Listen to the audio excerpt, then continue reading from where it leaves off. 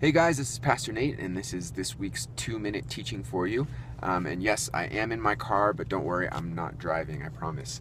I'm just sitting here for a second sharing with you guys. And so this week's teaching is from Proverbs chapter 18, verse 1 through 2. And it says, "A man who isolates himself seeks his own desire. He rages against all wise judgment. A fool has no delight in understanding, but in expressing his own heart."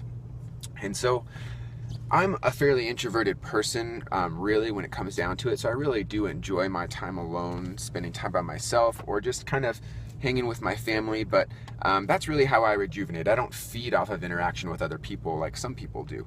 And that's fine. That's an okay thing. But when I'm isolating myself, like truly isolating myself from the body of Christ and separating myself from other believers, what I'm really doing is looking for my own desire. I'm not looking to be held accountable by the body of Christ. I'm not looking to grow in my faith and grow in my walk. And so we need to be really careful that we don't isolate ourselves and cut ourselves off from the body.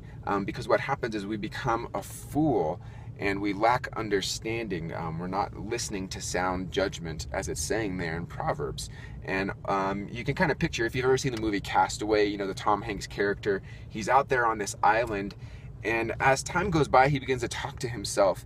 And then he starts to talk to a volleyball. Wilson, you remember Wilson, the volleyball with a little handprint face on there.